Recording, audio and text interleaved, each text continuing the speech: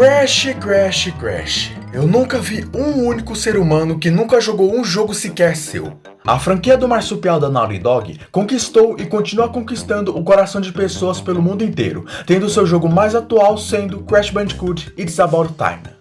E mesmo com esse jogo tendo os melhores gráficos do mercado, uma gameplay de primeira e uma trilha sonora maravilhosa, um joguinho lançado em 2004 ainda é considerado pelos fãs de Crash Bandicoot como o melhor jogo da franquia. Esse jogo se trata de Crash to Insanity. Crash to Insanity, ou como é conhecido no Japão, Crash 5, é um dos jogos mais diferentes do Crash que existem, tirando claro os jogos de corrida e o Crash of the Titans. Vamos dar uma olhada em tudo que havia em Crash Bandicoot antes desse jogo ter sido lançado. Até então, os jogos de Crash tinham uma estrutura bastante similar entre eles, um corredor com diversos inimigos, fases com temas diferentes, fases bônus, chefes, etc. Entretanto, quando Crash to Insanity saiu no mercado, ele foi completamente diferente daquilo que as pessoas esperavam para um jogo de Crash. Isso foi algo similar ao que aconteceu com Pac-Man 2 de Super Nintendo. E eu sei que vocês devem estar se perguntando, o que esse jogo tem de diferente de todos os outros jogos do Crash? Bom, é exatamente isso que nós veremos ao decorrer desse vídeo. Senhoras e senhores, esse aqui é Crash to Insanity.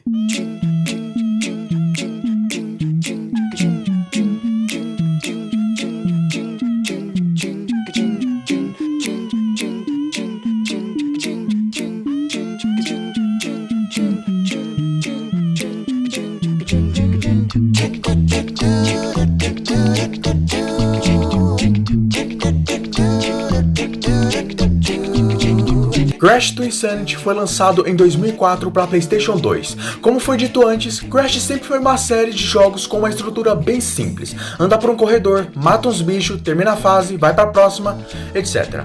Portanto, com uma ideia tão simples assim de level design, seria bem difícil imaginarmos um jogo focado em sua história. E por um bom tempo, realmente foi assim. Até aquele momento, os jogos de Crash eram mais focados no seu gameplay, deixando a história como algo secundário. Mas Crash to Insanity foi o primeiro jogo que alterou isso completamente.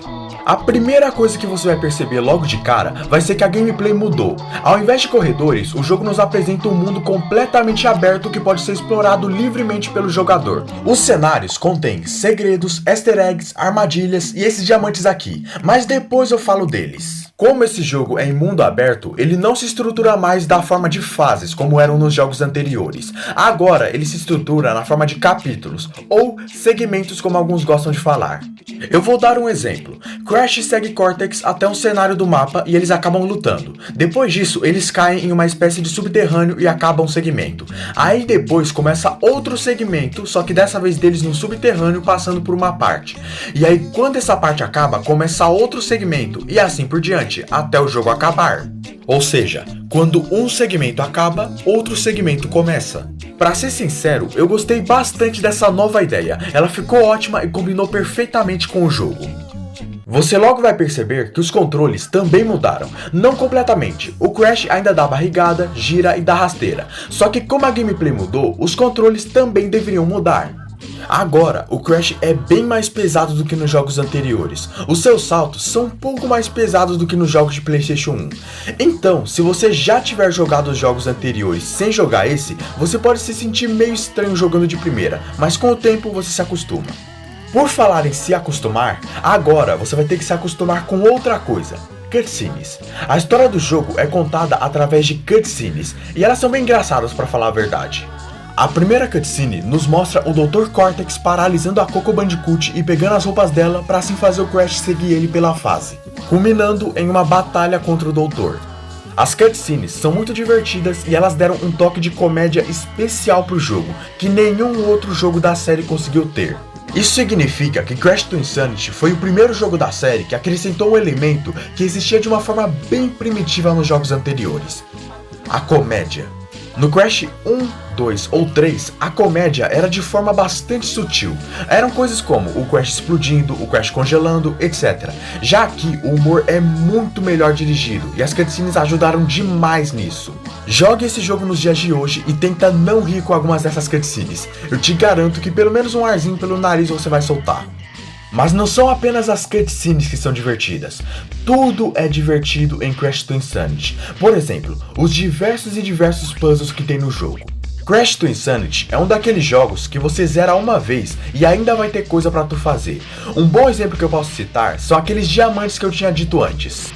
As fases são separadas por segmentos, mas o mundo continua aberto para exploração. Dessa forma, o jogo consegue colocar diversos puzzles para você coletar diamantes aqui. Os puzzles em si não fazem muita coisa, mas ainda é um desafio interessante que para quem quer fazer 100% é uma coisa muito boa. Uma pequena curiosidade sobre eles é que se você conseguir pegar todos os diamantes do jogo, no fim você vai acabar liberando uma cutscene secreta que mostra o Cortex e o Crash em uma espécie de sessão de psicologia para eles virarem amigos. Essa é uma cutscene bem legal e divertida e na minha opinião vale sim a pena você vencer todos os puzzles para ver ela.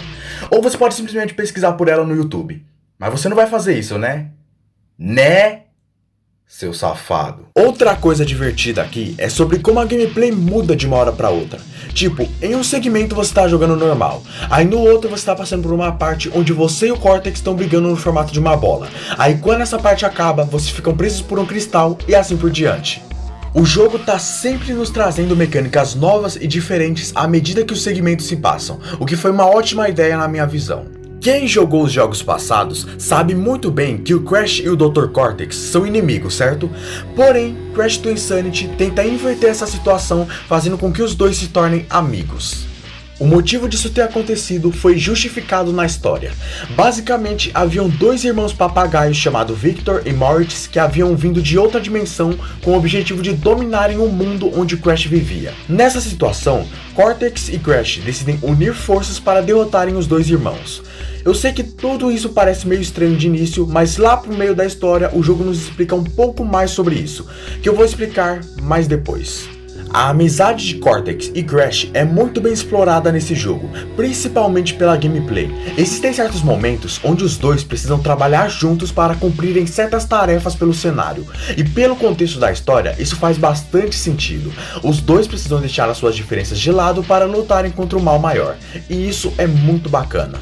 Sobre os gráficos, eu realmente fico de queixo caído em como esse jogo consegue ser lindo ainda nos dias de hoje. As cutscenes em CGI são lindas, mas aonde o jogo brilha mesmo são nos gráficos do jogo normal. Eu não sei que macumba que a Traveler's Tales fez nos gráficos desse jogo aqui, mas os gráficos possuem muitos detalhes, muitas cores vivas e um belíssimo efeito de iluminação em algumas partes. Sério, gente, Crash to Insanity é um jogo lançado em 2004 e ele consegue ser extremamente agradável aos olhos ainda nos dias de hoje. Falando um pouco sobre as músicas, a Traveler's Tales chamou uma banda a capella chamada Spiral Mouth para fazer todas as músicas do jogo. Para vocês que não sabem, a capella é um estilo musical que é feito apenas com as vozes dos cantores, ou seja, eles não têm baterias, guitarras, violões, tambores, nada. Tudo é feito com as vozes dos músicos. E foi exatamente assim que a trilha sonora inteira do jogo foi feita, 100% com as vozes dos cantores. E mano, a trilha sonora de Crash to Insanity é incrível. Ela é composta por diversas músicas lindas e marcantes. Não existe uma música desse jogo que eu não adore. Toda vez que eu escuto a música Antigone, eu fico me perguntando, mano, como que eles fizeram isso com a boca, mano? Como? Alguém me explica!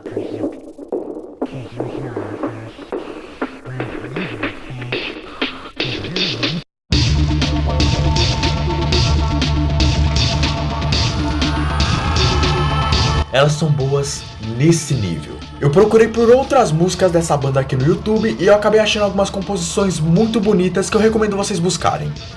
Sobre os chefes, o jogo nos apresenta uma quantidade bem pequena de chefes por segmento. Ao terminar no segmento, um chefe aparece para você derrotar.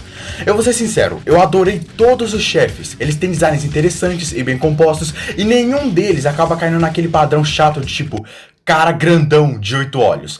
Todos eles são criativos nos seus conceitos e perfeitos em execução. E já que eu tô falando muito sobre segmentos aqui, eu quero falar sobre os meus 3 segmentos favoritos desse jogo. O segmento do Cortex, o segmento da Nina e o segmento do Snowboard.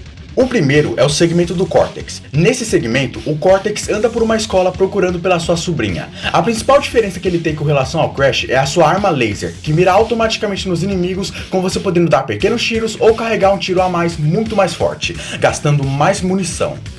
Essa é de longe a parte mais única do jogo. Jogar com o Cortex pela primeira vez foi uma experiência maravilhosa pra mim quando criança, e agora que eu rejoguei ela novamente, eu posso dizer que ela é tão divertida quanto. O segundo é o segmento seguinte a esse, onde você controla a Nina, que é a sobrinha do Cortex. Ela é uma personagem bem parecida com o Crash, com a diferença de que ela é mais lenta, consegue esticar sua mão para poder acertar inimigos e pode se grudar em alguns círculos de ferro que ficam pelo cenário. Além do segmento dela ter algumas das minhas músicas favoritas do jogo, ele também nos apresenta uma fase bem divertida com alguns desafios bacanas. Já o terceiro é o segmento do snowboard. Eu poderia ditar qualquer ideia para a fase de um jogo, mas com certeza o Crash surfando em cima do Dr. Cortex enquanto foge de pinguins não era o que eu pensava. Essa parte é muito engraçada, talvez seja uma das coisas mais engraçadas que eu já joguei na minha vida toda. Ela não chega a ser uma parte difícil, ela só tem alguns obstáculos que exigem mais os reflexos do jogador, mas fora isso você passará daqui tranquilamente. Eu me lembro que quando eu era menor, a minha melhor vontade não era jogar o jogo de novo, não era coletar os diamantes, era chegar mais uma vez nessa parte para eu poder jogar isso tudo de novo, de tão divertida que ela é. Essas três foram as melhores partes do jogo na minha opinião, porém é claro que também tiveram alguns momentos que me tiraram do sério aqui. Por exemplo, essa parte aqui para você poder pegar um diamante. Olha o nível dessa merda, mano. Você precisa ter a delicadeza de um médico pra conseguir fazer isso de primeira. E se tu conseguir, tu é insano. Fora isso, eu também presenciei alguns bugs gráficos durante a minha jogatina. E não pense que eram bugs simples, eram coisas realmente pesadas. Elas iam desde o cenário bugando, fazendo com que o chão desapareça, até o Crash caindo de uma certa altitude e não conseguindo levantar, tendo que resetar todo o seu projeto. Fora isso, foram poucas as vezes que eu me deparei com bugs durante o jogo. Sobre a história, ela se parece muito com uma mistura entre um filme de animação de comédia dos anos 2000 e alguma série de ficção científica. No meio do jogo, Cortex acaba descobrindo que os dois irmãos papagaios eram na verdade duas criações dele, que ele tinha criado para testar o seu raio. Só que o raio acabou dando errado e os papagaios foram teletransportados para outra dimensão. Os heróis acabam indo para a dimensão de onde os papagaios vieram, e eles vão até lá para acabar com eles. Porém, ao chegarem lá, eles se deparam com a versão maligna do Crash, que sequestra a Nina e sai correndo. Depois de mais uma sessão de snowboard, eles vão atrás dele e conseguem recuperá-la. Depois disso, eles conseguem invadir o laboratório dos irmãos papagaios e acabam tendo uma pequena batalha contra eles. Até que em um certo momento, Crash acaba aparecendo com um robô que era o primeiro chefe do jogo e luta contra os dois irmãos, assim conseguindo derrotá-los e fazendo com que eles fugissem para a casa do Crash maligno, onde eles acabam sendo devorados, dando fim ao jogo. Eu dei uma resumida bem resumida na história, sem me aprofundar nos detalhes menos importantes dela, porque se eu ficasse citando tudo que esse jogo coloca na tela, esse vídeo teria uns 30 minutos só disso. Uma das coisas que mais me deixa triste lembrando de Crash to Insanity é que ele teve muito conteúdo que foi cortado da sua versão final, como conceito de personagens, lugares e até mesmo mecânicas, como é o caso dessa imagem do Crash montado numa prancha do Cortex.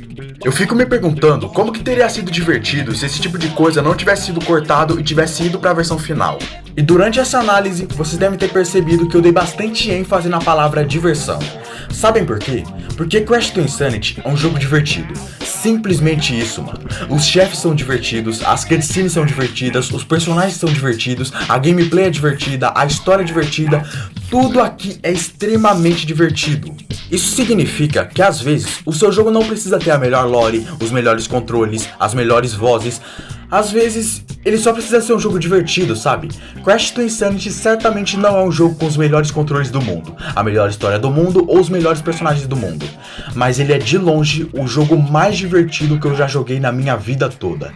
E é exatamente por isso que Crash to Insanity ganha um perfeito. Bom, e é tudo isso por hoje, amigos. Não esqueça de deixar seu like, seu compartilhamento e a sua inscrição se vocês gostaram do meu canal. Eu tô até um pouco surpreso que nós não nos prolongamos muito, porque Crash to Insanity é um jogo que eu joguei na minha infância, no mesmo naipe do jogo da Alice. E eu achei que esse vídeo teria uns 20 minutos no máximo, mas eu consegui resumir bastante o que eu queria falar. Tô até um pouco surpreso comigo mesmo. Bom, e no fim é tudo isso que eu queria falar, meus amigos. Muito obrigado por vocês terem assistido esse vídeo, eu agradeço de coração a todos vocês por estarem me acompanhando, por estarem assistindo minhas análises, meus vídeos, estou muito feliz mesmo. Um beijo do indiano e até a próxima.